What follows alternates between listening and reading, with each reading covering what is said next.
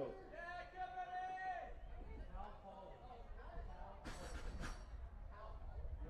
Oh, Cal Poly. Whoa, what about UCLA?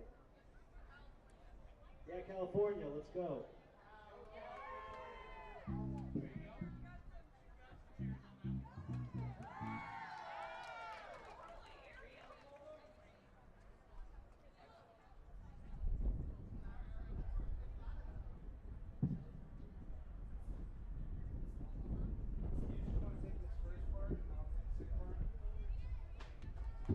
Music incoming.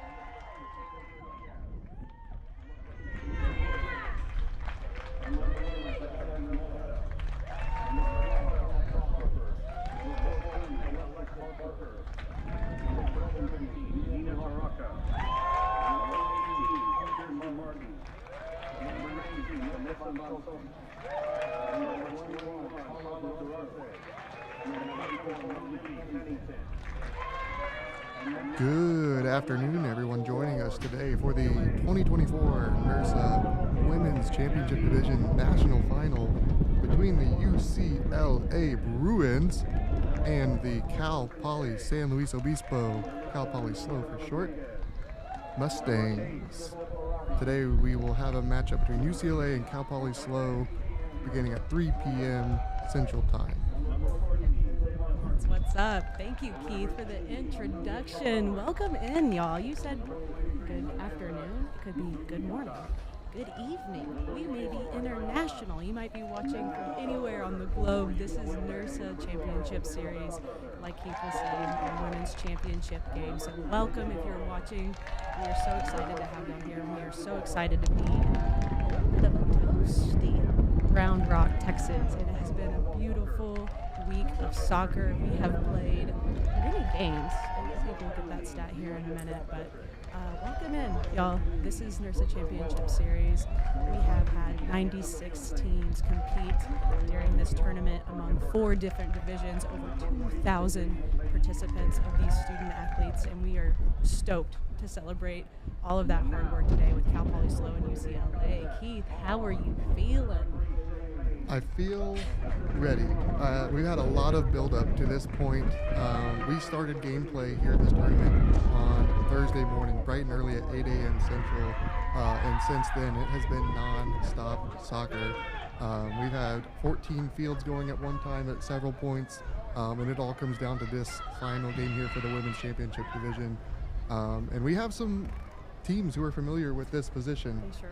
UCLA just in last year's division, Women's Championship Division final, as well as Cal Poly SLO 2 years ago in this position. So 2 Region 6 teams out on the West Coast that are familiar with this game. And so game jitters, or if they're ready to go just like we are. Absolutely. That experience from beforehand has got to be valuable in this moment, and especially with Cal Poly and UCLA. When I saw this matchup, and I knew that this is what we were going to get tonight, I knew it was going to be a blockbuster. This is going to be a movie. 2 huge programs that are excited to have this competition, excited to be here at this championship game, and our officiating crew getting settled there at the center. We were able to announce the teams there at center field and getting ready to start this thing off. I am so excited.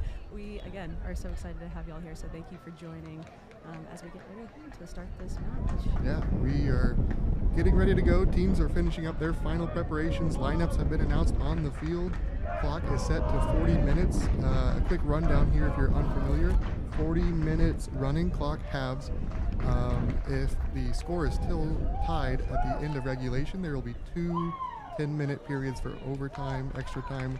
There will be the full time played for that, not a sudden victory. And then if it's still tied, then a best of 5 kicks from the mark. So that is our format for today's game.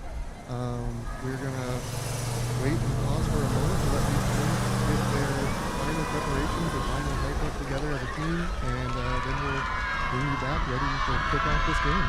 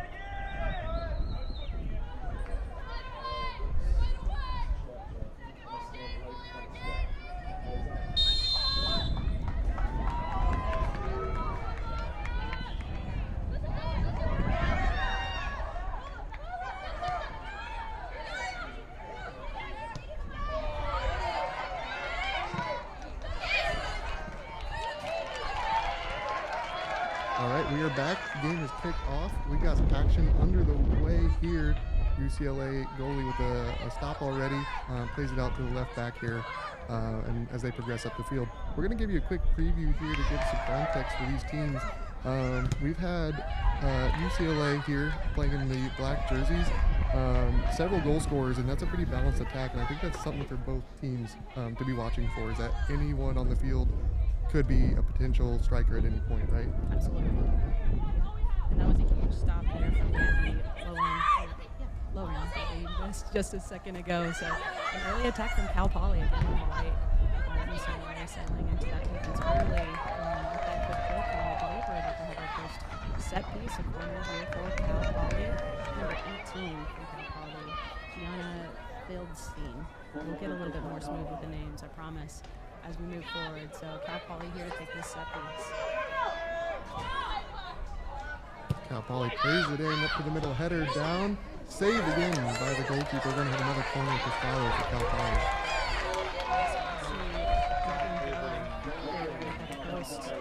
Providing more defense, preventing that ball from getting in, but already another look for Cal Poly. It's pedal to the floor for them. Absolutely. Number 18, Kirsten Martin, going to tee up this corner kick again. She already has a goal in this tournament, and that one's going to come up on top of the net. We'll have a goal kick here for UCLA.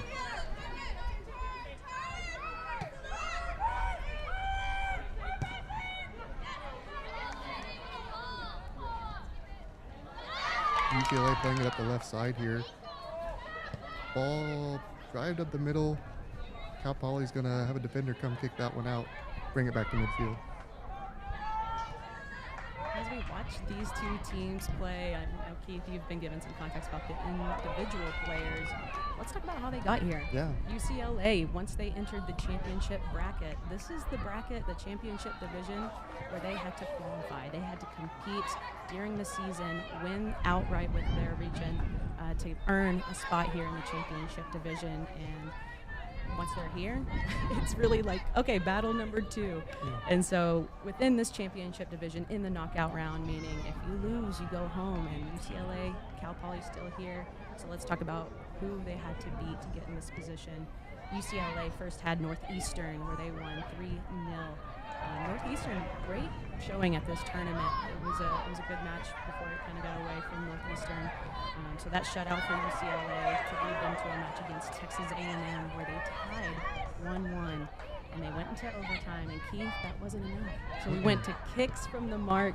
UCLA beating Texas A&M 4-3 to kicks, and that led them to a match against Georgia, which was a little bit earlier today against the Georgia Bulldogs, and then UCLA winning 2-0 to earn this spot here in this championship game.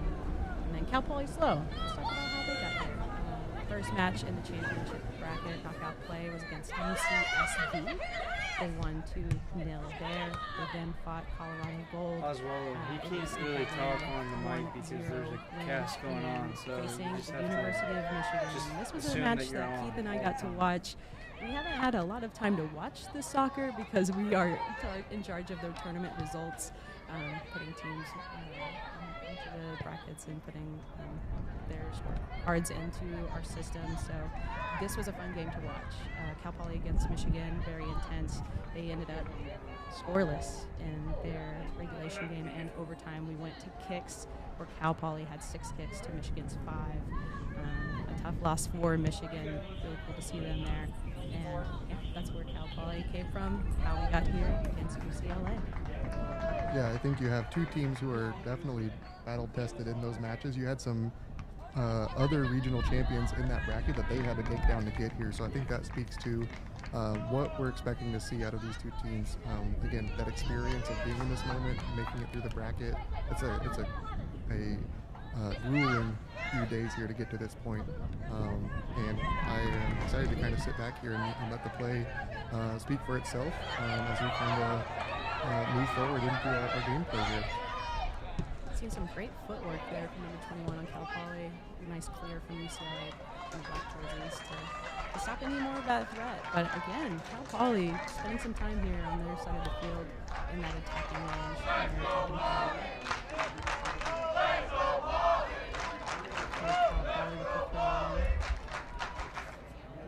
I think one of the unique things about this tournament too, as we can hear the crowd kind of in the background, is that we have men's and women's teams maybe from the same school here competing in different divisions, different brackets. So you can hear the Cal Poly men's team cheering on their peers on the women's team. So that's awesome to hear here at this tournament. It's great support from the school. Yeah, awesome to hear, awesome to see. They bring a lot of energy, I will say. A lot of intensity to the games. It makes it feel very much like that championship match. And so a huge shout out to all the teams. I've even seen teams from opposing schools celebrating the team that they lost to and wishing them success moving forward. So all about that sporting behavior that we love to see in here. Here's an attempt here from Cal Poly, saved by that Bruin goalkeeper. So they'll mark that one down. That was Gabby Lorraine on that save. She's going to direct the ball here out to midfield with that punt and hope to get that Bruins offense moving the other way. Yeah, number 18, Kirsten Martin with that shot. I think, we've been saying her name already kind of a few times and seeing her number bounce around. So that continued attack as we see the ball kind of drift off out of bounds with UCLA throwing it in.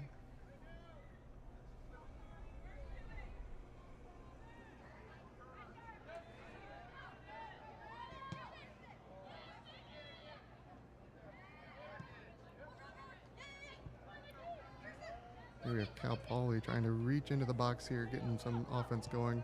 That's 21 for UCLA, Nicole Krockenberger, feeling that one, clearing it out and getting the offense going the other way.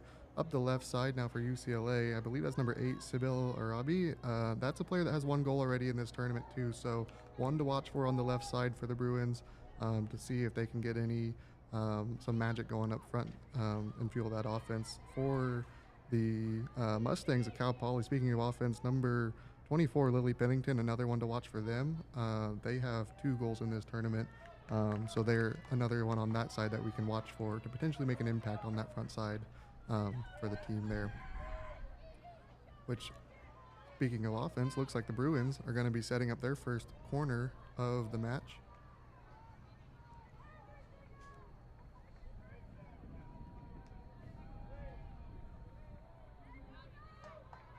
Ball is away. A beautiful look there.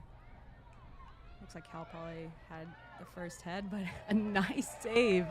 Oof. Already, Cal Poly with a huge save there.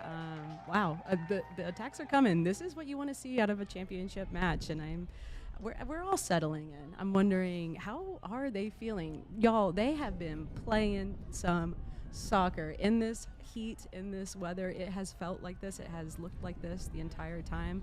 You can only imagine the type of physical tests that they've had to go through to get to this point. So I'm wondering if it's I'm exhausted. Let's get this done. The hype is still there. Both teams, not only that, but with the coaches as well. It's full investment from all parties.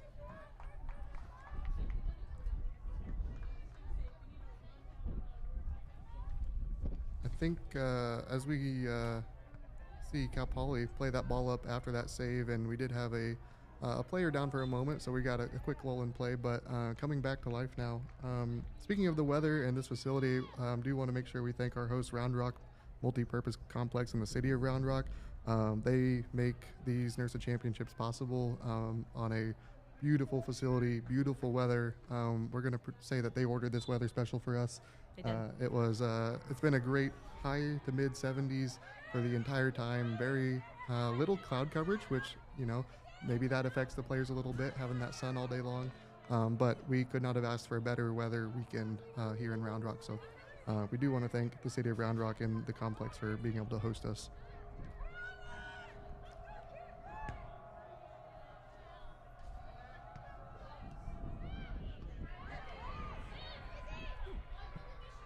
That's a high ball coming in. UCLA goalkeeper saves that one. Rolls it out to 22. That is Sadie Lehi-Tere. They have one goal throughout this tournament from the backside. So we'll look to see if that defense can join the rush for the Bruins as well. I love a defender that can get in there and score. That's awesome. UCLA playing it on their own third of the field right now, looking to advance it up into the middle. They played to the left side to 21. That's Nicole Krockenberger again.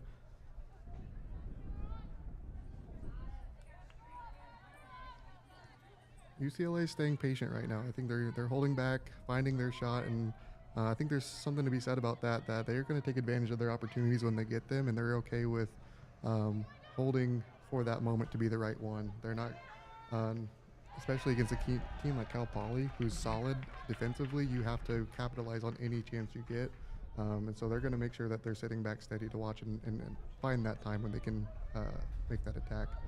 Here's we have a throw in from UCLA along that far side from the benches.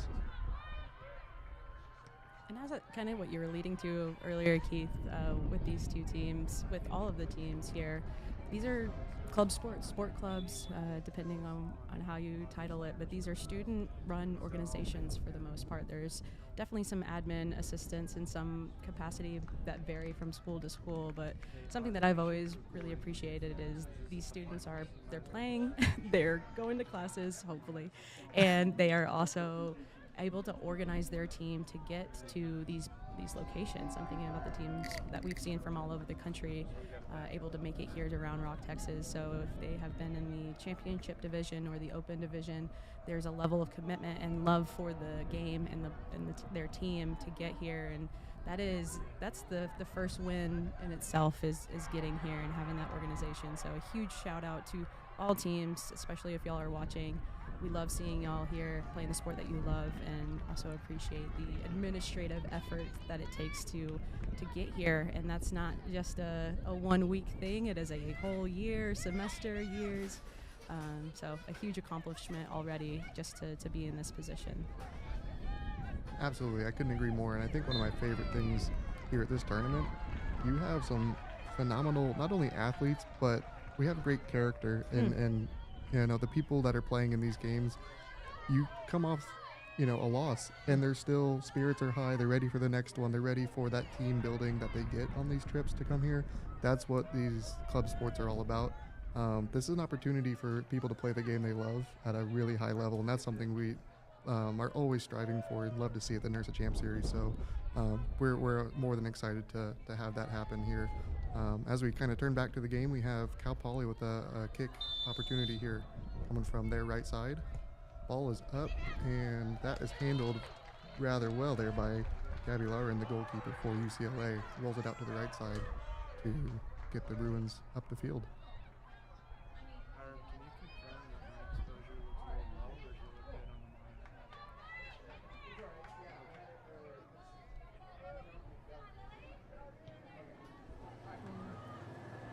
Almost a good look there from UCLA, but just offsides. Looking forward to seeing more of that from UCLA. We're seeing this dominant attack from Cal Poly. A little bit of an equal possession here and there, but you're definitely seeing Cal Poly having some great looks. So love seeing that sequence, or at least thinking about how we can progress the ball forward from the Bruins. It continues to show how they have shown up at every game in this tournament, and so finding their identity, knowing who they are, and showing up as their team, I think is going to be such a key component based off of what we have seen, is playing true to their self and to their team. So again, Cal Poly with a look on outside, trying to shake that defender, are able to find some support. She's able to keep it going, still in possession, sending that ball in.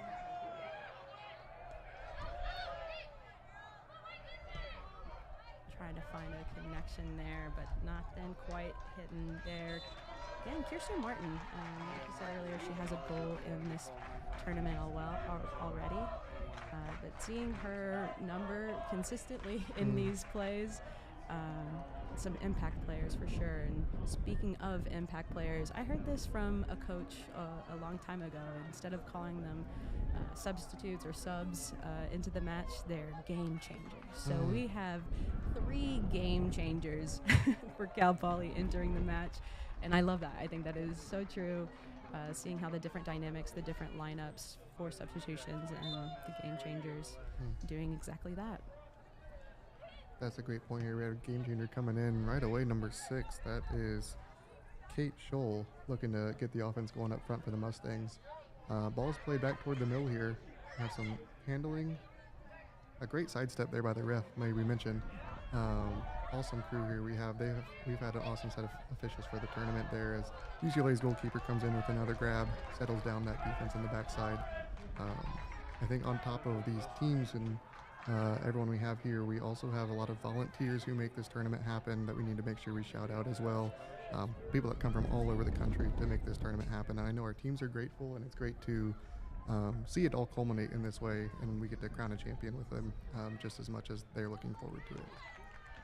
As UCLA plays up the left side, they've now set themselves up with a corner kick. That will be their second of the match.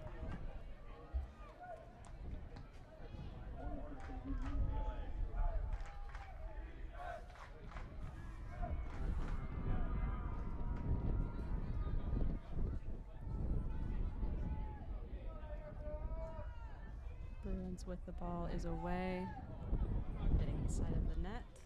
Looks like it hit a Cal Poly player before then, so we might be redoing this kick.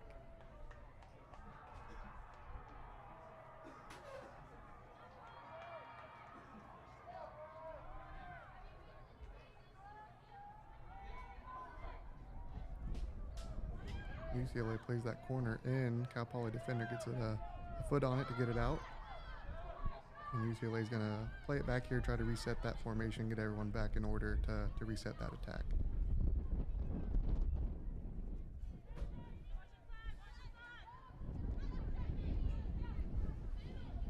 Once again, the Bruins in the black kits, Cal Poly in the white kits.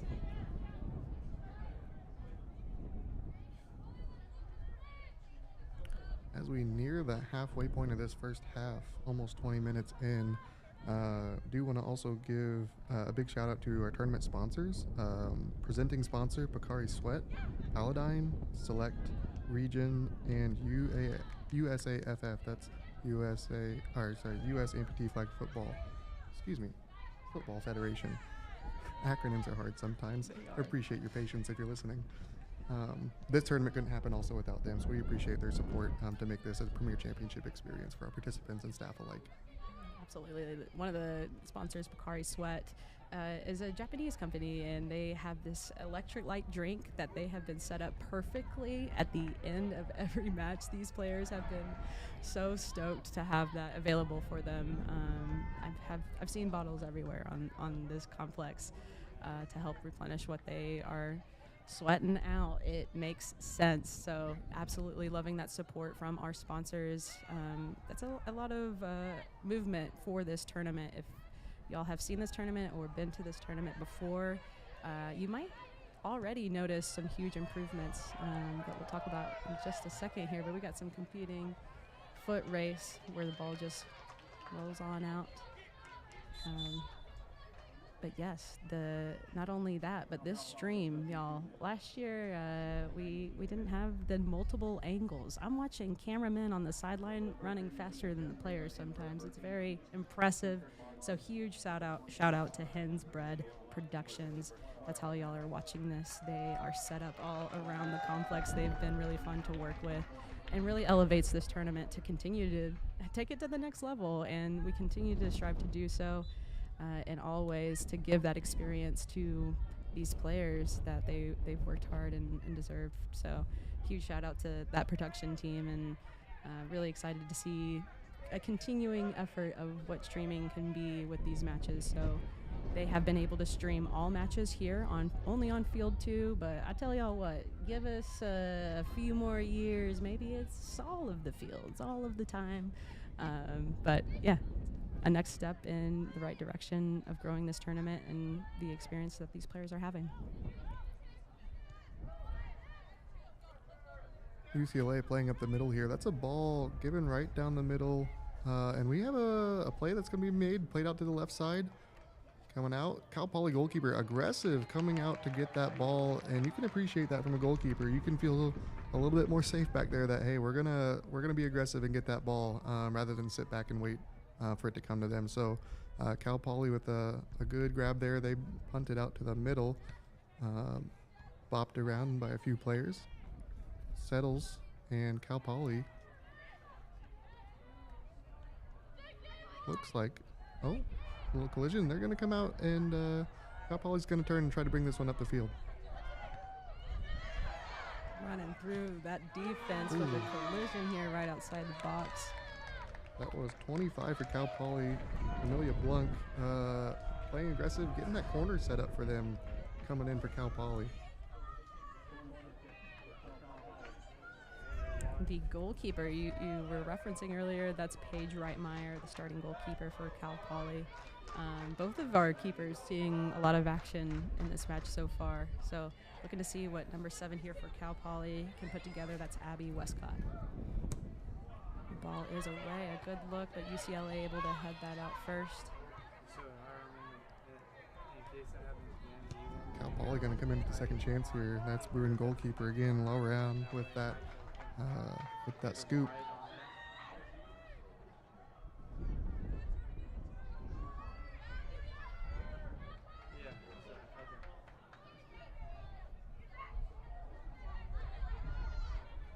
UCLA playing it around the back end here. That's number 2, Megan Go, wearing the captain band there for the Bruins.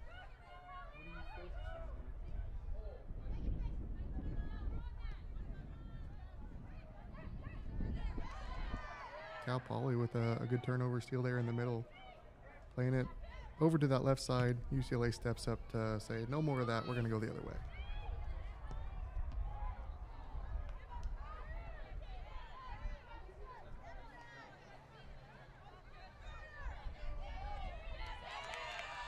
This battle here in the midfield. That's what I was about to bring up, Sibby. I was reading your mind, Keith, and I'm so excited. Midfield being one of the positions that I really like to watch. It's where you can see players and their creativity and how they can make it to that next third in either direction.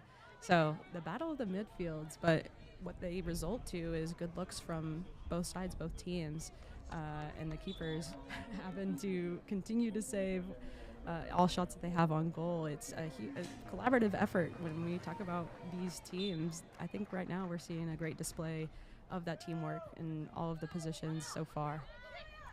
Absolutely. I think, a lot of that play in the midfield. And I think it's one of those games, it's kind of shaping up to where it's going to see who breaks out of that midfield first and has a good run at it. We've seen some corner kicks play, from the outside, but not much right down the middle yet. And we haven't seen either midfield or either back line either kind of let anyone through that break. So I'm curious to see if that happens, or is the team that has it, are they going to be able to capitalize on that? So we'll be paying attention to that midfield and who breaks out of it first with that good run. Yeah, which player is going to step up and make the play as we are rounding down to the 17 minutes left in this first half. Still scoreless, still 0-0. with Cal Poly in the white jerseys and UCLA Bruins in the black jerseys. As we have some more midfield play here by the Bruins, I suppose we didn't even introduce ourselves to this cast. You know, Keith, I thought about that too. So, hi, everybody. Welcome. Welcome. Again, my name is Sibby. I'm part of the tournament experience and logistics team. And Keith? Yeah, my name is Keith. I'm also part of that tournament experience and logistics team. Like Sibby said earlier, that means we are responsible for making sure all those scores get uploaded, all of the rosters are checked and verified, that these players are eligible to play and good to play. As we pause for a second, UCLA playing up that left side, gonna get I spoke too soon. Cal Poly gonna end up with that one out of bounds throw in on their defensive end. But yeah, we make up a committee that helps manage a staff of around 40 to 50 volunteers here overall to make this tournament happen. You may see them down on the field in either a blue or orange shirt. Again, those are all volunteers that come here to spend their time and give that to make this a good experience for our players. So we're really proud of that staff that we get to work with. Yeah, this is the 30th year of this tournament, and that's so exciting to say. 30 years of this progression of volunteers who are excited to provide this experience and be a part of that. So yeah, Keith, with you on that, huge shout out. We have various teams that support different aspects of this tournament, from officials to competition to facility operations to we have someone here that helps students take exams if they're away from exams. So we've really thought about every angle that we can to improve this, and we continue to grow. So yes, again, huge shout out to all volunteers. We love you so much. Yeah. Fun fact, I won't ask you to age yourself, but this tournament is in fact older than I am. For our listeners. Why is Keith doing that to me, y'all? I don't understand, but yeah, it's really cool to think about the next 30 years. Absolutely. UCLA going to be playing it up their right side here. Cal Poly defender coming out, and we will have a call here that's going to set UCLA up with a nice kick on their right side, very close to that corner spot. So we'll see if they can capitalize on this opportunity to see if they can get one in the back of the net here as we approach just about 14 minutes left in this half.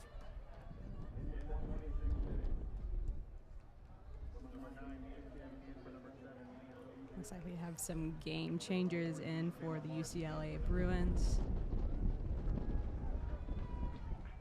Looks like 2 players subbing. As we have a moment, I do want to encourage everyone to head to nirsa.org, that is nirsa.org, to find out more about what NIRSA is, or our champ series you can see at NIRSA, NIRSAPLAY, nirsaplay.com.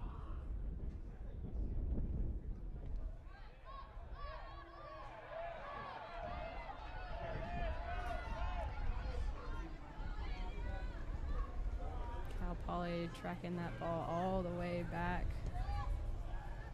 looking to see if any disruptions could lead them to another look.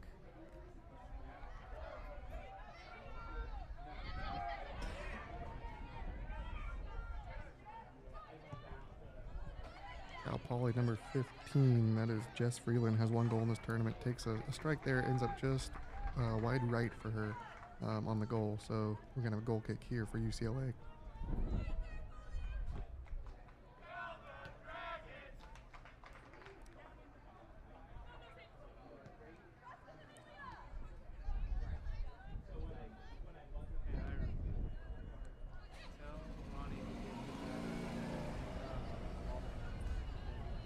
Ooh, shifty footwork on the left side from a Bruin player. Can't quite place that number. Did you see that? I'm sorry to interrupt. That was really pretty. Good looking to see there. Interrupt me anytime to admire something like that. We can handle that. Oh, Cal Poly dribbling down to the right side, 15 with the strike. Wonderful save there from the Bruin goalkeeper to keep it out, and they're going to clear it. We're going to have a throw in here for Cal Poly. That's probably one of our cleanest looking opportunities for a team here. That's something you love to see, as we maybe have reached that point now where teams are settled in, and we're going to start maybe seeing some more free moving offense for these teams. So we're looking forward to seeing that. And I misspoke earlier. This is going to be a corner coming for Cal Poly from their left side of the field.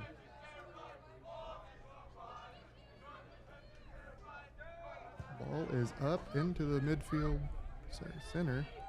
25 for Cal Poly heads it. That's Amelia Blanc. Ends up back towards the center.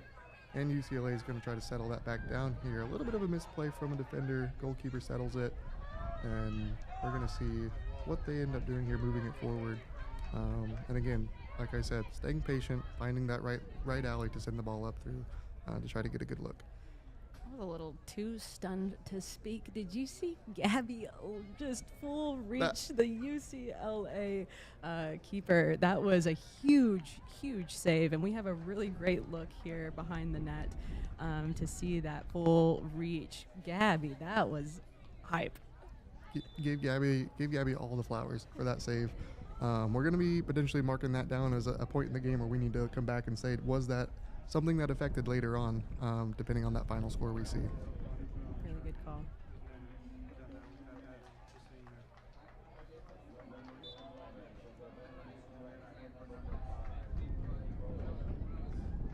Having more substitutions there, some fresh legs entering the match. Still scoreless. Still scoreless. I think we've seen a little more action out of the midfield. Maybe we give that nice announcer's jinx. Maybe that's what the fans wanted. Sometimes I think people think of that as a bad thing, but hey, we're going to try to work for you, the people, to make sure this game is exciting as best we can from up here in the booth. UCLA settling it, playing it up that left side again. They've been hitting that side pretty heavily throughout this match, so we're going to expect more of that as we have a little bit of space opening here. Ball played in and headed out by a Cal Poly defender. However, that one miskicked, handled up, given to a UCL player, fires just right of the mouth of the goal. We'll have a goal kick here for Cal Poly.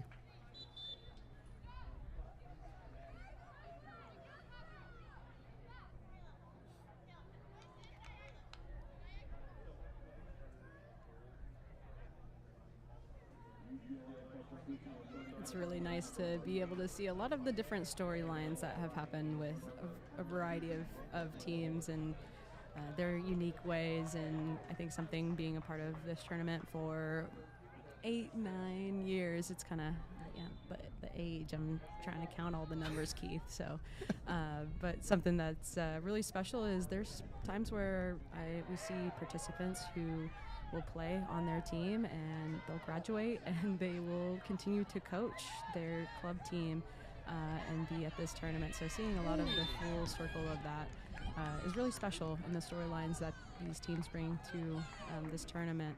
It's every team has a story and why they're here and how they got here. That's really special, especially knowing that some of these players, this might be some of their last times playing soccer as a team in a collegiate realm, and being able to celebrate that is always something that I really appreciate and love to hear about.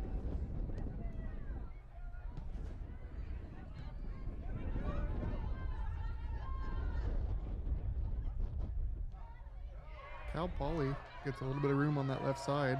That is, I believe, 11. Savannah Lynette has a goal in this tournament, trying to play up that left side. Ball's played out. And it looks like Cal Poly is going to be setting up for a throw-in here. For our viewers at home, we are a little bit obstructed in this view. We're above the UCLA goal, waiting for that ball to come in from that side to see what we've got on this next play. Nice give and go there.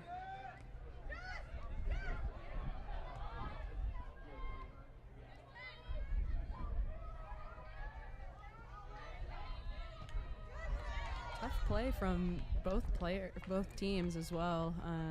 That physicality is very present. We've already seen several collisions, popping right back up and getting into the game. It's hard to stop them in any scenario, and these players are showing why. They're here to win, and that competition is real. And so, yeah, that physical component of it. Let's see how that holds up. Again, seeing how many games that they have played to get to this point. You have to imagine some of the fatigue being something that the coaches have to plan for the players to plan for. For the last game, it's seemingly almost too short to be wrapping it up today. Yeah, as we just crossed 7 minutes left in this first half, I think that's another good point to think about for these coaches. The strategy, not only each game, but you have to plan for 3 to 4 games within a very small span of time. Something that some of these teams may have been used to through their travel of this season. Of teams may travel, play 2 or 3 teams in a weekend to get the best out of their travel and save some money that way. Again, remembering these are all student-led, student-ran organizations on their campuses, and so again, it's interesting to find that out too. If some teams are very conditioned for that, others it's maybe their first time experiencing that. And I'm always curious to know how the coaches and players think of how are we going to manage substitutions in game 1 versus a game like this where you got to leave it all on the field no matter what. Yeah, the strategy is something that I talk about curiosity. I've been curious. We'll have to talk to some coaches at some point of what is that strategy when you're playing multiple games in a match, and when you bring in your impact players, or when to save them for those key moments, knowing that you may have another game coming up or you may not. But yeah, leaving that all on the line is looking what is going to be the case for the Bruins and the Mustangs. No short of that for sure.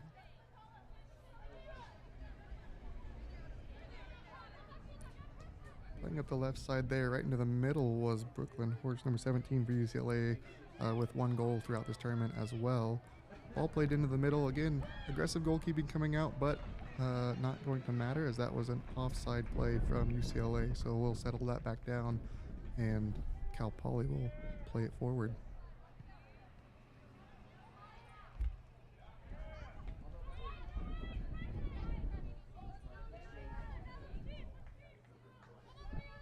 I think we saw a few moments of it earlier in this half, but looking forward to seeing more of the sequence, knowing what these teams are capable of, and seeing them throughout this tournament. Those sequences are really fun to watch, and we know that they have it in them. So I'm looking forward to seeing that, either if we see that here in the next 4 minutes or in the second half, knowing what conversations are going to be had at halftime. What is that message going to be, to see who's going to step up, or if we're going to remain scoreless. And Keith told y'all earlier of what that will mean for these teams. We won't talk about it too much in terms of jinxing the broadcast, but yeah. Collision there right in front. It's our center official coming over, doing a great job, talking with both players. I enjoy a game like that where you have a center official that can work with the players, right? There could have been a call there, right? But at the end of the day, that's a center official that's checking on both players. It's a very low impact play. That goalie already had the ball, so let's let things go for a second, simmer down, make sure we're all right, and move on. But definitely have a lot of trust in that center official based on that, of a lot of confidence to talk with both players and just make sure everything's going to settle down for that moment. These officials coming highly ranked, seeing all sorts of different crews, dozens of officials here to help support this tournament. But yeah, again, seeing that communication piece from our center, talking with the teams, letting them know what they're seeing and observing. I've noticed that a lot throughout the tournament too, a lot of communication between the officials and the players. Is it, all colorful language maybe sometimes, but that's, I guess, part of the sport and why we have the officials here, of course. But great seeing these crews operate, a lot of these officials too, working with different crews or settling in with their ones that they've had for multiple games. But really lovely to see, and the team behind that, Abby and Christian, huge shout out to them for organizing the officials. We talk about all the games that we've had this tournament. They have been in charge of scheduling the officials. We also have a 4th official here on this match, which is, again, adding to that professional aspect of it with this tournament. Absolutely, and I think it's important to note for many of the officials here, they are also NCAA level officials coming off their own college seasons. As we know, the NCAA tournament is underway right now, so some of those officials that have already worked a whole season coming to work this awesome tournament, and a lot of them have talked about it's because they enjoy the experience. of getting to work these types of games and how fun it is. So we definitely appreciate them being able to come here, and it's also people that have traveled from far and wide to come and make this happen, not just local officials here to Round Rock or to Austin. We approach 2 minutes left in this half. Cal Poly, a throw in on their left side coming up, headed out by UCLA. It's going to bounce around a little here, and Cal Poly's going to settle it right in the middle, trying to play that up. Nice little chip shot, handled pretty fairly by the Bruin goalkeeper. As we have a Cal Poly player down, we'll take a brief pause.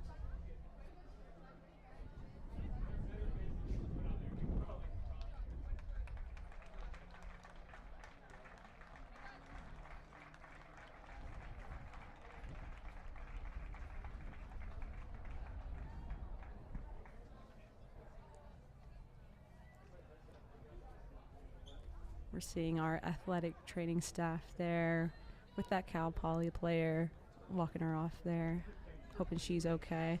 Another component of this tournament, our athletic trainers. Woof, have they been busy.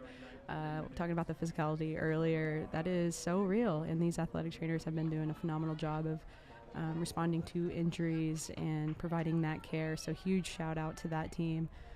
That is definitely a high priority, the safety of our players here. So really appreciate their efforts here.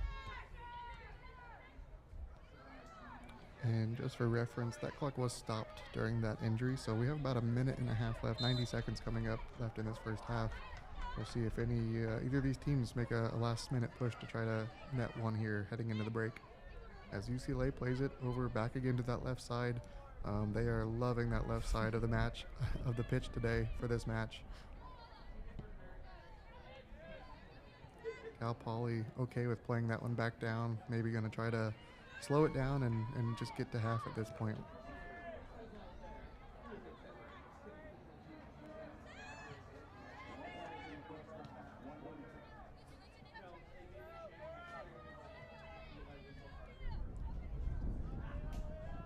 Brooklyn Horst, I believe. Up on the side there. Ball rolling out. Bruins advancing it forward. We have a Bruin throw in here, just about 40 seconds left in the half. Trying to play it back to the middle. Big kick there, blocked with the body of a Cal Poly player. Bruins again settle it back, and sounding like a broken record to the left side. That left side, though, we were talking about sequence earlier. They definitely are having those passes connected. Good to see. Just looking to see that last attacking third completing. Under 10 seconds here. That ball rolls out. Going to be a UCLA goal kick, but I have a hunch that Gabby's going to be okay letting this clock roll out, and we'll head to half. We'll join them. We'll be back for the second half for Cal Poly and UCLA tied 0-0 here at the 2024 NERSA National Championship Women's Championship Division Final.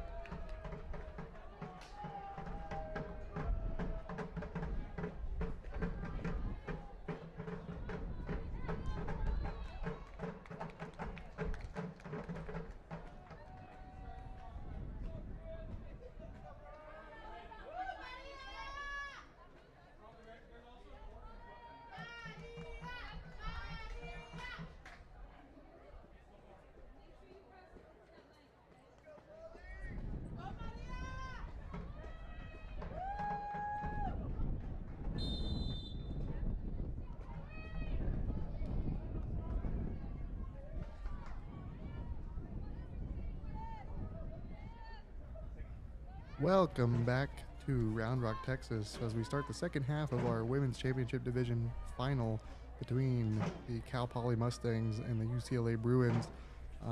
We have a reminder that Cal Poly is in the white kits and UCLA in the black. Now switching directions.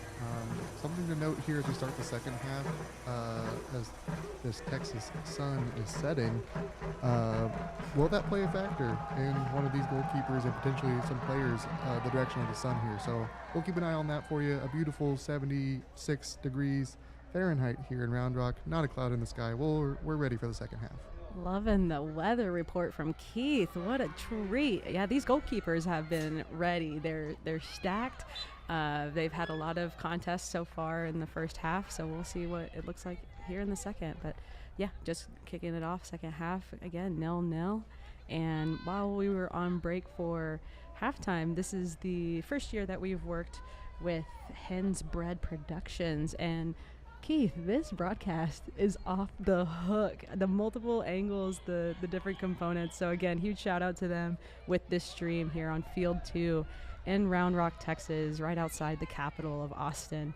We're really excited for the second half of the match, and that physical component alive and well right here. We're seeing players on the ground getting right back up, right back in the action. So have UCLA. They're going to be coming, I think, towards us, Keith, as we're in this complex building station. That's where we're at. So. Absolutely, yeah. We'll, with that switch of sides, we'll be right above now the Cal Poly goal, where we'll get a good look at their goalkeeper, number 1, Paige Reitmeyer, who had a great performance in the first half alongside Gabby Luron from UCLA. By unofficial count, and by unofficial I mean here up in the booth of what we can see and monitor, unofficial stats, UCLA had 3 corner opportunities, Cal Poly with 4 in that first half. UCLA goalkeeper Gabby Luron with 5 saves, including a beautiful, brilliant save at around 13 minutes left in the half, diving to her right, saving a strike from Cal Poly number 15, Jess Freeland. Again, we talked about that potentially being a game-changing save, definitely a half-changing save. We could be looking at a much different score if not for that play.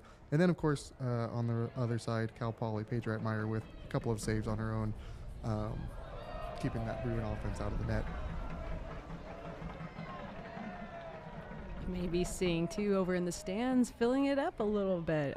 We have some teams that have concluded their play, filling into the stands. What follows this match, the women's championship match, we will have the men's championship game happening on this field back to back. So if you're watching here, watching the women's match, be sure to stay tuned for that one coming up next.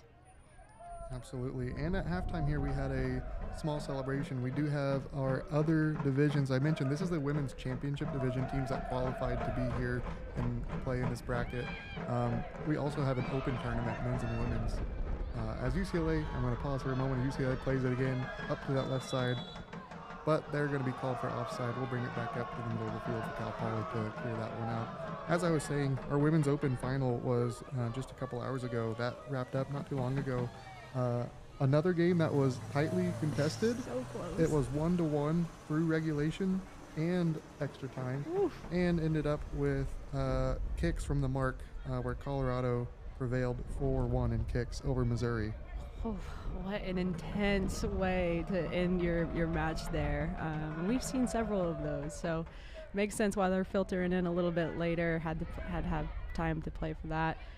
Also, looking into the stands, am I seeing the men's team with some Home Depot buckets and sticks as drums? Regardless, they're bringing that energy. They're bringing that sound. It's something that's so fun. Absolutely. We mentioned that earlier, right? Multiple teams may be coming from the same institution for this tournament. This is something that makes it so fun, is that they get to, in their off time, come and watch their peers play their matches and cheer them on from the sidelines, and that makes it such a great tournament championship atmosphere for these players. As we have a handball there in the middle from Cal Poly, so UCLA is going to be setting up right just on the Cal Poly side of midfield, ready to play this ball in and see if they can break through in the second half.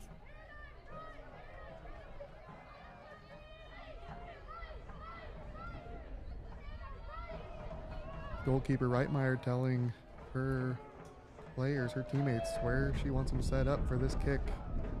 Active back there. We mentioned she's been aggressive, coming out, having no problem making the saves from well outside the 6-yard box.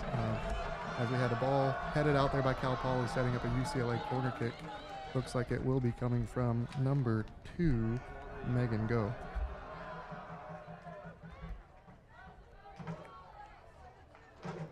This first set piece of the second half. Looking to see the Bruins capitalize and break this tie. Bruins getting their 8-clap going. Ball's in, bopped around, and there, who else but Reitmeyer. Ball's on the ball, secures it. Let's settle this thing down and move the other way, she says. Scooping it up, doing what she does best. Cal Poly moves that ball over to the right side. A little bit of a bump from UCLA, plays it out, and the Mustangs will have a throw in. A little bit of a fake out there from 15, Jess Freeland. She drops it for a teammate to come and throw that in.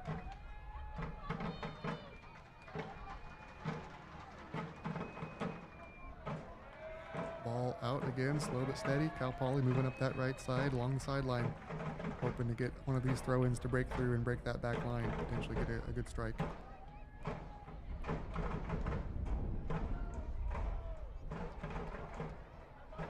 Looking forward to seeing how this extra energy in the stands will convert over on the pitch for these teams. It makes you think about what maybe would have been said at halftime by both of these coaches. Let's see more of this, a new level for both of these teams. Very evenly matched so far.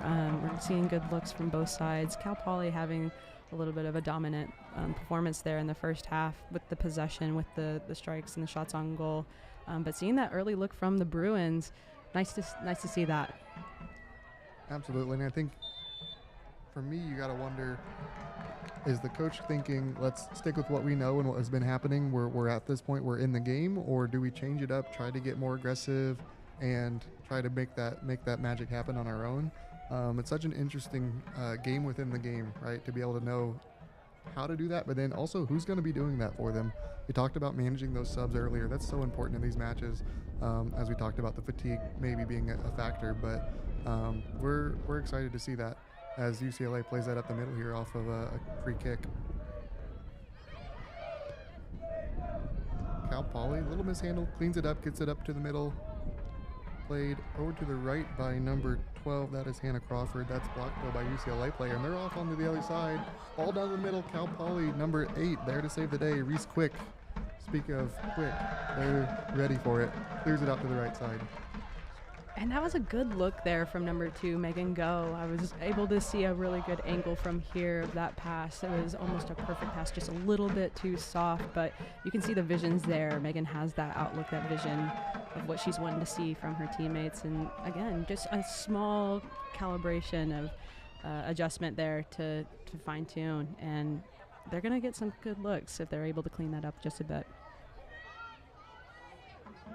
Absolutely. Again, a little bit more of ball handling there in the midfield by both teams. It comes out with Cal Poly. A good little touch there. That's going to fall back to UCLA, though, as they play it over to their right side. And Cal Poly maybe showing some signs of aggression, stepping up, not waiting for that ball to come to them, but coming to cut off some passes, get in those passing lanes to turn that game around. Ball played off the official there. That's an unfortunate circumstance. Unfortunately, part of the game, though. You got to be ready for that. Unlucky, right? And all about that, too. I think here, seeing the different perspectives and a lot of, different opinions about officiating crews, and something that I always look forward to with these teams is whatever happens, and what I look forward to is how does that team respond? So how do you respond coming out of that first half being 0-0, knowing you're in this championship match? Everything is on the line. Everything that you have worked for this season, this very short season, all happening within really the months of August to right now. How do they respond? So again, looking forward to seeing what that response will be for both the Bruins and the Mustangs. Bruins with the play up the left side, just a bit outside, maybe on the wrong sport there, but we head out to the side. Cal Poly's going to have a throw in. You're such a sporty spice, Keith. I love it. Thank you.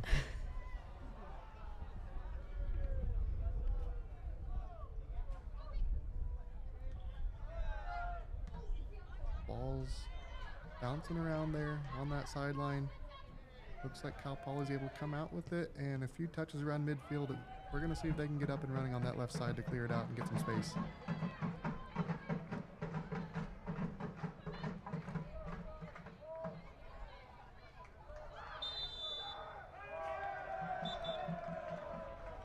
Another call there by our center official. They're going to take some time to talk there with number 19 for Cal Poly. That is Vanessa Von Sosen. Probably just a little, hey, let's make sure we're keeping it clean, having a good reaction from those physical plays. Again, physicality is something that not only do the players have to manage and be ready for, but officials always in that mindset of, you don't want to control the game, but you want to manage it, right? That's a big difference between those two words, right? Managing the physicality is something that we love to see from officials, because it means we're letting it play and letting the players decide what's happening, but we're managing, what's that boundary? What's the threshold? And that's a good sign of officiating, right? Not every contact is going to be a foul. Not everything said is going to be a yellow card. Right. But it's a matter of setting that threshold, and I think so far our crew has done an awesome job managing that on this field today with this game.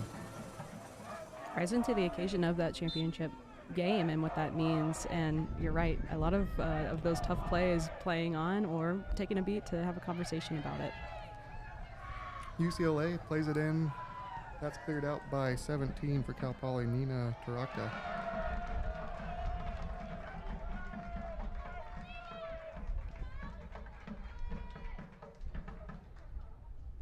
To Taylor Diaz for Cal Poly on the right side, playing that ball up on the throw-in. And that's going to come right back out, go the other way for UCLA.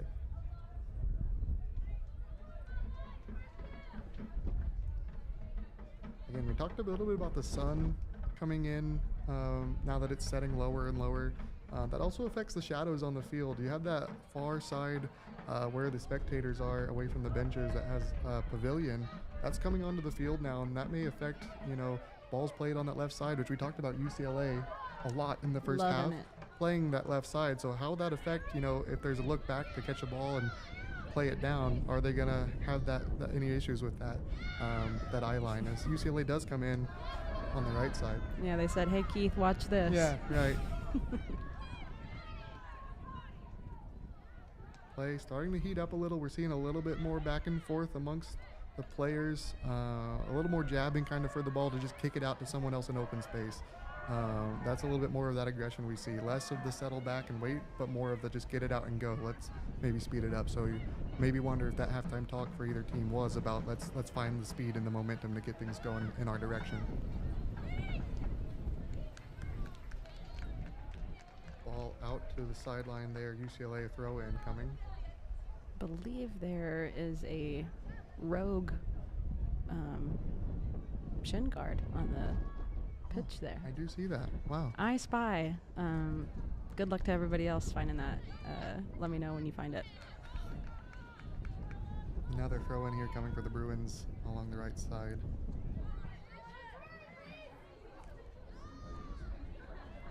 Here's 3, Vivian DeVoy, first action that we've called for her in this game. Vivian, earlier had a great look. It bounced right back to her. She was ready for the reset, but yep. Ball played in here for UCLA. Great save from Reitmeyer there, the goalkeeper. UCLA still holding, and Cal Poly clears that out to the side. So let's let it down and get a throw in from UCLA. That was a great punch out, and it was almost like, is there another player ready? And she has no chance to catch her breath. She's already having that attack and scooping that ball up, maintaining that control. But that punch out, it was almost like I was holding my breath of who's next, who's going to have that next touch. Seeing that attack from the Bruins, a little bit of a flip-flop of what we saw in the first half. So continued effort from them. Yeah, absolutely. It almost came from surprise of that side. Mm-hmm. We had applied pressure, and they sent it in anyway, and Reitmeyer was ready for it. Had great reflexes there as UCLA plays it in again. Another shot. That's going to go up and a bit wide from 17.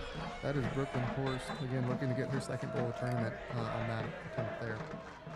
Brooklyn putting her hands on her head saying, I want that one maybe back. Absolutely. Just a little bit differently, but seeing them in this attacking third is huge. So to have that response from Brooklyn, it makes sense. It's like they're almost there, looking for that final connection. Absolutely, yeah. I think you'd have to objectively give UCLA a little bit of that advantage in this first 15 minutes of this half. Now we'll see if Cal Poly's thinking, all right, we've sat back for a second and we've withstood some punches. Now let's get ready for it. As UCLA does come in on that left side again, I believe that is to Megan Go on the left side. With some footwork, almost a nutmeg there it seemed, but Megan Go, yes, it's been fun to watch her play. It's number 9 for the Bruins. Nia Kim. It's okay. These numbers are a little tougher to read for us. But yeah, Nia Kim. Great footwork. Yeah. Big fan. Absolutely. And I would agree that 2 goals for Nia in this tournament already. Hopefully it came from some of that footwork already.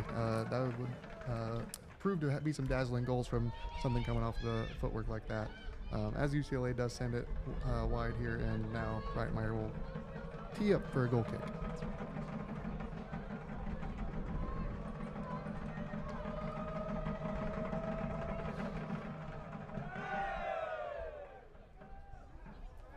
as we have talked to y'all a lot about already with the volunteers and the staff that have made this tournament possible, also a huge shout out to our regional coordinators, Keith being one of them here, that volunteer their time to establish the leagues that they compete in, their regular season, and be administrators for that, so that they can qualify and compete at that regional tournament. So huge shout out to those regional coordinators putting in that effort and establishing that level of competition. I think, as y'all can see, these are high level athletes, and they prepare for this moment in that regular season. Absolutely. Ball played in here by UCLA, and that one's not quite going to go home in the back of the net. Just right, a Myers bit there. Outside. Woo. We have a corner kick coming for UCLA again, applying a lot of pressure here in this first half of the second half. We'll see if they can capitalize on another corner kick here. Ball is away. A good look. See who's got a head on it. Ooh, number 22 for UCLA. That's Sadie. She had a good look. Went outside of that net, as you can see. Yeah, that's 3 corners, I believe. Don't quote me on that. 3 corners, I believe, already in the second half for UCLA. And wouldn't you know it, they're all on that left side. All but one, I believe. Cool. Know your strengths. Know your strengths. Absolutely. Yes, as you were speaking before that chance, City, regional coordinators, I am one of them for Region 3. Something to note, these players, I mentioned what they do to get to this tournament. A lot of them are playing a whole season from basically August through October, and then a regional tournament ahead of this tournament to qualify. So a lot of gameplay, a lot of hours put in, a lot of travel, a lot of miles to get here, not just to this specific tournament, but throughout the whole season. As we do have a call here for a UCLA player down in Cal Poly, third of the field.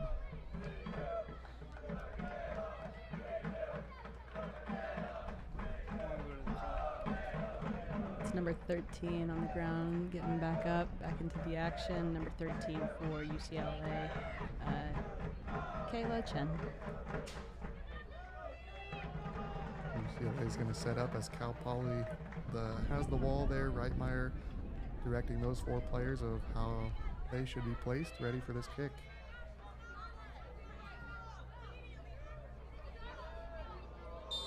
Huge opportunity here for the Bruins. Strike comes in. Wonderful save. Follow-up coming. Cleared by the Mustangs. Still bouncing. And wow, what a team defensive effort there. That hit at least 3 or 4 players to get out of the box there. That is outstanding defense.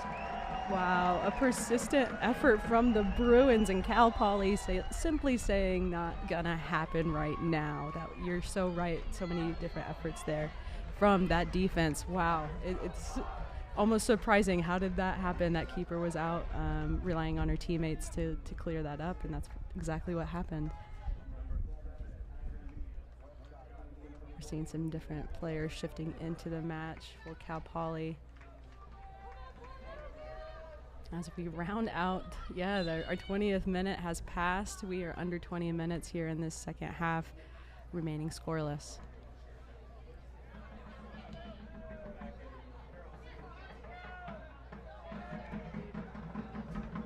I know I mentioned this earlier, but they are so close in these opportunities. It's almost like I can see the line of the goal line, and it was teetering right there on the outside. Absolutely, and I think that's tough sometimes to, as a goalkeeper, you're almost saying you make that initial save, and if you can't get to that next one, you're looking at the sock color saying, I hope that's my team kicking that ball, right? Hoping that they clear it out. That's exactly what happened with Cal Poly, thankfully for them. Mustangs, again, just a great team. They're all over that ball, ready to get it out. Can't talk enough about, again, just that team effort there. And we'll, again, mark that one down as that's a big opportunity that UCLA wasn't able to capitalize on. So we'll see if that one is going to come back to bite them, if they should have had that in the back of the net. Right, that Cal Poly denial for sure. UCLA settles it back on their back line, plays it to their right side.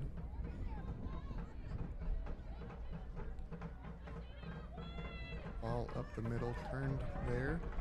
Good look. That was a great give.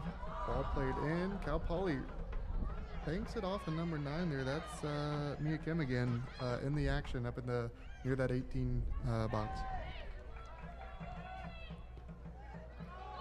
UCLA settles it down the middle after a misplay.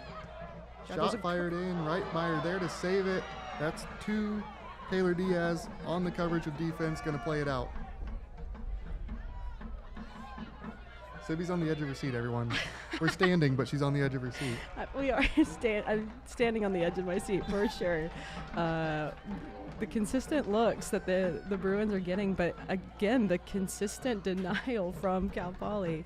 It's very impressive to see, especially on this side where we have a great view of it, the persistent effort there. Yeah, that's 4 saves now unofficially for Reitmeyer there in goal for Cal Poly. A busy second half so far for the Mustang goalkeeper.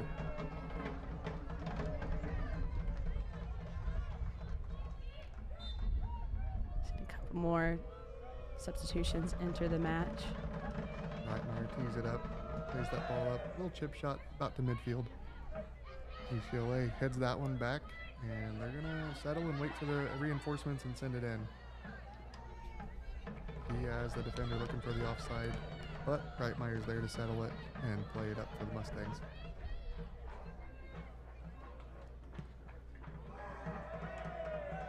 Kicked out by Reitmeyer, potentially a little bit of a mishit. We'll never know what was intended there, but ends up on the right side for the Mustangs.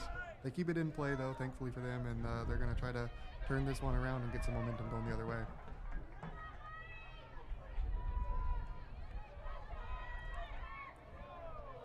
Quick back kick there, setting the Bruins up.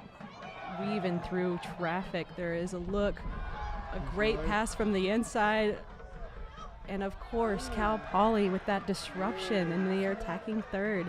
The Bruins struggling to have any penetration there, and the looks are there, and the passes are getting a lot crisper, and that's really exciting to see. Something that we talked about in that first half, that sequence becoming a little bit more fine-tuned. But Cal Poly being that wall of defense has been huge. It's kind of shocking that we're still here scoreless in this match. Absolutely, yeah. Again, talked early about you have 2 balanced, experienced teams. You're going to wait for that thinnest margin to open up and take advantage. As looks like Mia Kim takes an attempt there, and we're going to have a corner for UCLA. That one out off of 17, Nina Taraka for Cal Poly. So UCLA setting up another corner kick. Mia Kim was facing a totally different direction and still had that power to boot that ball. I know it was outside of that goal, but the strike was there. That power was there. So Mia Kim, again, with 2 goals in this tournament, it wouldn't be a surprise to see her get her 3rd goal here. But the Bruins setting up for their set piece. Here's Megan Go, plays it in, up to the middle. Great ball, bounces around. Bruins get a foot on it, so do the Mustangs. We're bouncing, we're waiting, and there it's cleared out by 7 for Cal Poly. That's Abby Westcott all over that ball. Bruins bring it back to the middle, ready to set up another shot. Played in there by 17 for UCLA. Brooklyn Horst, again, they're in the action, trying to get that ball in. Oh, and an unfortunate roll for the Cal Poly Mustangs. That ball just outside the corner flag. This is going to be a corner kick for UCLA, not a side throw-in. That's a huge difference in that small margin of where that ball goes. So now we have Megan Go back again, ready to take another go at a corner kick. I see what you did there. I liked it. Thank you. That was really clever. I'm going to give myself credit. Megan Go, hand up, plays it up. Back to the middle again. We look. Cal Poly goalkeeper Reitmeyer's out there, out of her line a little bit. And the ball settles back out to that Bruin left side as they're going to try to regroup and go again. Reitmeyer, as you can see, has a hand up, covering her forehead. That's that sun coming in. She's looking right at it, almost in that direct eyesight. So be ready for that Bruin left side to come in and maybe take a shot and see what happens. As we see there, Megan Go takes a good chip shot from right about the 25 or so, and it goes wide right for the Bruins. And as we talk about this Cal Poly defense, it was a half circle there at the goal, not allowing anything to pass. And someone that has been catching my eye in that, number 22, Ella Economos, for Cal Poly. She has been a persistent effort there in controlling the ball, clearing it out, or being that disruption. So really great to see. I think she might be in that center back, left back position. I'll have to continue to see, but that number has been showing up for me. So shout out to Ella in that defense for Cal Poly. Here's Cal Poly going to have a throw-in on their left side from number 19, Vanessa Von Sosen. Plays it up, open to turn. That is 12, Hannah Crawford. Unfortunately, falls the wrong way for her. UCLA turns and is coming around back on the other side. 7, Abby Westcott plays it up, but that ends up again at the feet of a Bruin. Staying on her feet, that shimmy and that shake, but nobody there to help in that pass. So ball going back to Cal Poly, but we've seen them on this side of the field. Pretty much, I think, the majority of this half, it's been Bruins here on the attack.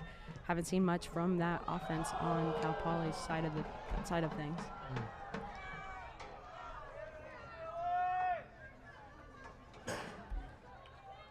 Cal Poly goalkeeper gonna bring that ball back, ready for another goal kick.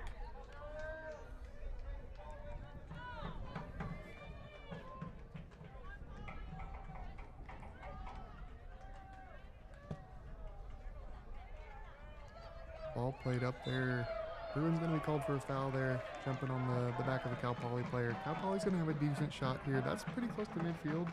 They're going to say, let's get up and go. We got to get more players up towards that other third of the field. Spending a lot of time on their heels here, and they've got about just over 10 minutes left to try to see what they can come up with. But again, still tied 0-0 in this game. Reminder, if this result stays as it is in regulation, we will have 2 10-minute extra time periods with no sudden victory. So they will be played to completion if regardless of the score if we go to overtime. We've had several matches and in that way of going through the overtime periods. And I remember overhearing one of the teams that was spectating, and the captain, I'm sure, was saying this, and she said, you see how stressful this can be? I don't want to be in that position. So I can imagine maybe some similar feelings rising up as we're closing in on 10 minutes left in this match. Being able to control that urgency and being able to control that intensity, I think will be a huge piece for these teams. And it looks like we're setting up for a Cal Poly corner, which has to be a relief, seeing what they can accomplish here with this opportunity and get ahead of the game. Yeah, Cal Poly plays that ball up in towards the goal. Goes all the way across untouched, played in, headed out. Oh, headed out by a Cal Poly striker. UCLA goalkeeper looked to be all over that, and then that deflection came and surprised her. Thankfully for the Bruins, though, that goes wide left of the goal mouth from our perspective here. Cal Poly looked like they might have had a quick response to all the pressure of the Bruins. Speaking of quick responses, we have a lot of action here in the goal. Cal Poly fires it, and it looks like we're going to be setting up for a penalty kick here. A foul in the goal box by the Bruins. And what a turn of events late in this second half. The Bruins have been applying pressure all half, and a crucial mistake here in the other half of the field. All of a sudden, this game just got a lot more interesting. Gabby here, the keeper for UCLA, with a huge test as we have this penalty kick. Ball's in, and that's in for the Mustangs.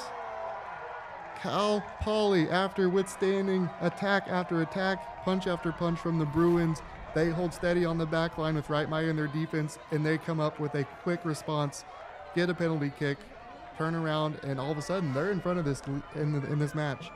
And that's a whole new strategy. We talked a lot about strategy. This looked like it was going to be a game where it was going to be settle in and try to get to the extra time. All of a sudden, UCLA's got a lot more urgency on the field. So let's see if they're going to respond or if Cal Poly's going to be able to break it open the other way. You are the main I don't think it was more than 2 minutes ago, and I was talking about how are we going to weather this storm? What is the urgency going to look like? And what a shift with Cal Poly having that quick look, a set piece, and then ending with that PK.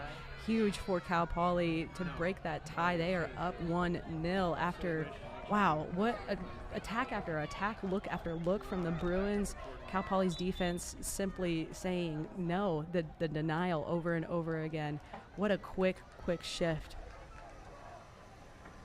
That is the push and pull, right, of sports of this game, right? You could be applying pressure for 20, 25 minutes, and all of a sudden you're behind, right? And you have to be able to respond to that. We talked earlier about things happen, right? Whether it's a ball hitting an official, a ball going out a different way than you thought it wanted, you wanted it to. You just got a goal scored that really was kind of unexpected, right? It came almost out of nowhere, not necessarily the penalty kick, but the result of how we got there. And now UCLA's coming up their left side trying to respond. And that ball played out by Cal Poly. UCLA's going to have a throw, and we're approaching 7 minutes left in this half. 7 minutes almost for UCLA to try to get this one even.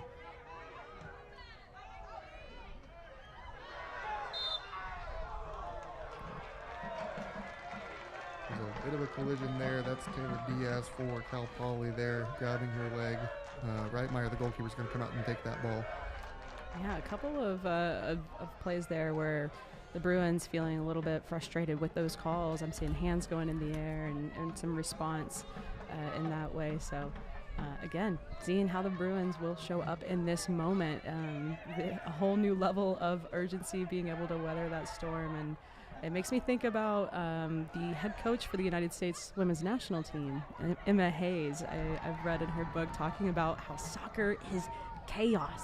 That's it. It is chaos. It's unpredictable. A pretty deep look there as we're talking about that. But I think that is so encompassing of this sport, is that chaos, and how to embrace it, how to celebrate it, and again, what that response is going to look like.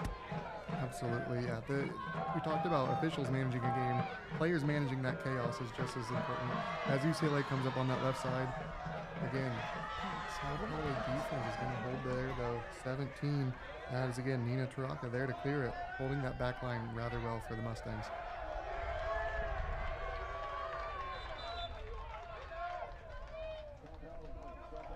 For those watching, for perspective, we are on the opposite end of the field from where that penalty kick was scored. We don't have a great look at who that number was. Promise, if we did, we would be discussing that player and being able to talk about that. I have reached out to someone down on the field to try to confirm which number that was that scored that. I do apologize that we aren't able to bring that exact information to you. I'm sure you had a better angle of that on-field camera from our production crew. Approaching 5 minutes to go. Cal Poly with a throw in, and they're going to be okay taking some time, and UCLA's like, no, we got to go. We got to go.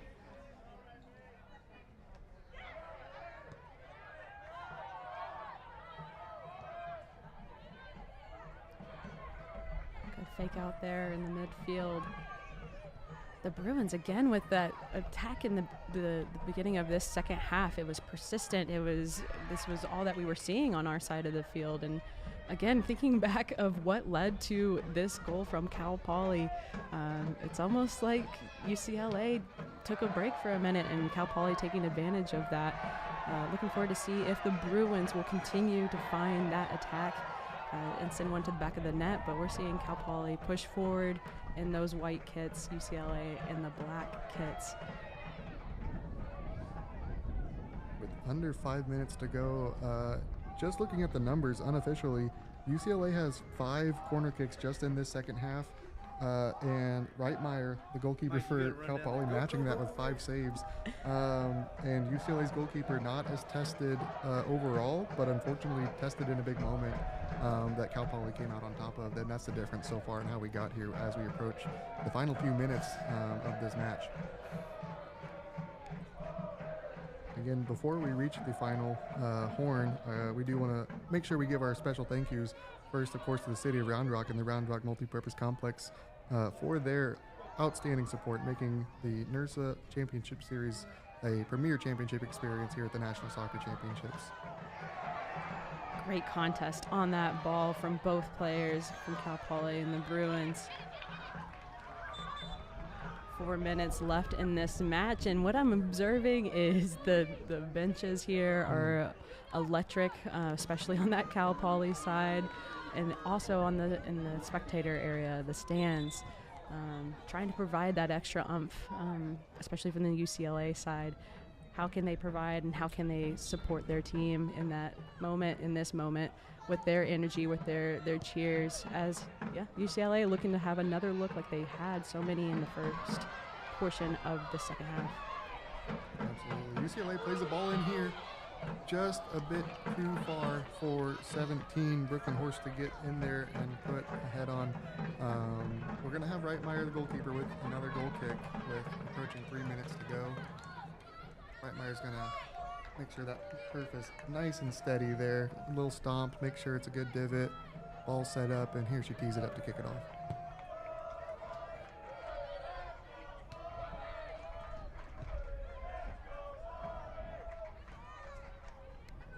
Ball played out. UCLA again with a lot of urgency, as you may guess, with just under 3 minutes to go. Cal Poly just all right with kicking that ball out and waiting, hoping that clock can keep ticking. Ball played in with the throw-in. UCLA kick to the middle. That one's going to be over the mouth of the goal. Another goal kick coming for the Mustangs.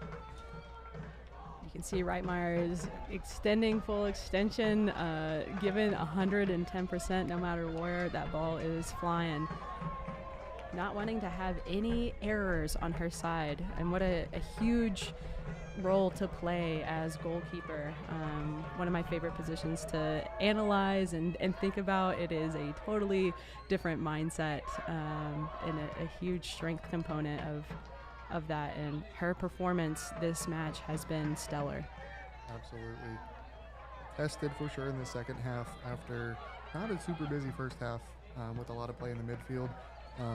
You got to wonder too, with you sit back that much in the first half and don't have a lot of action, does that affect your play in the second half? Are you not as loose as you might be otherwise? As UCLA does play it in here, a lot of contact. We're not going to have any call. We're going to get checked on these players, and Reitmeyer settles the ball. Clock will stop with just about 90 seconds left to make sure these players are all right and conserve that time. Ball dropped. We're back in play, and the clock is rolling. Under 90 seconds. Cal Poly with that 1-0 lead, hoping that stays for the remainder of these next 60 seconds or so. Cal Poly being national champions not too long ago, so another one to add to their resume, I'm sure would be exciting, but anything can happen. We have 1 minute. We are approaching 1 minute left in the NERSA Championship soccer match. We have the clock off for just a bit. Looks like it was a quick reset.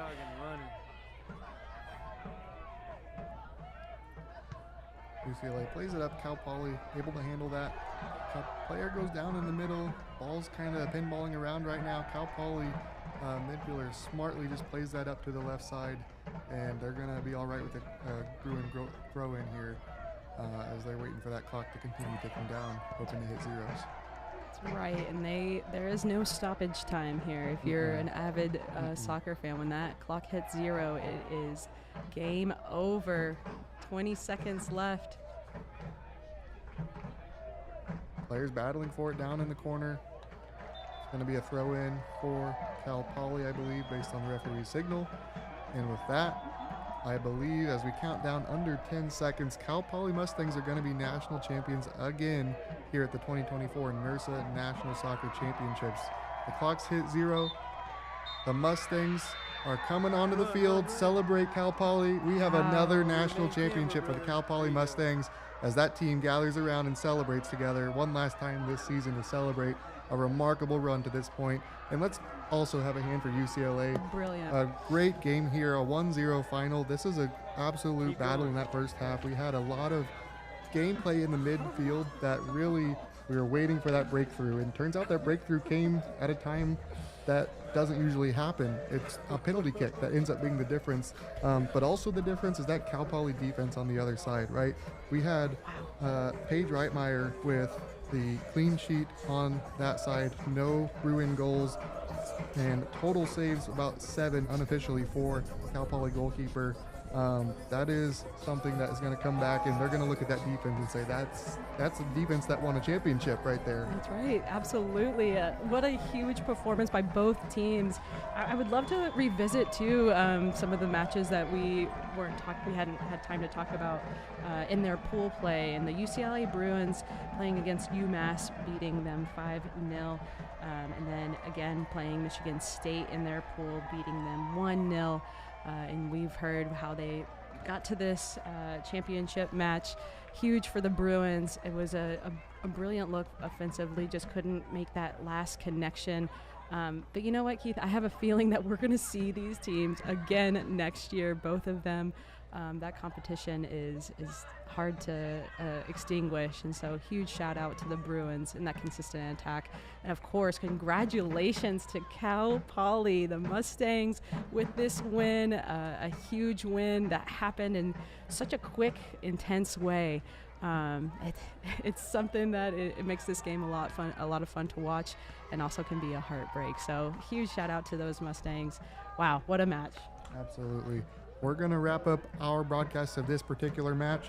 We do have our men's championship division final coming up between the BYU Cougars and the Ohio State Buckeyes out of Region 3.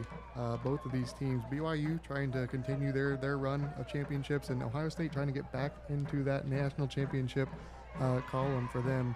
So we will take a break and be back on the other stream for that game, scheduled for approximately 5 p.m. Central Standard Time. Thanks for joining us. We'll see you soon.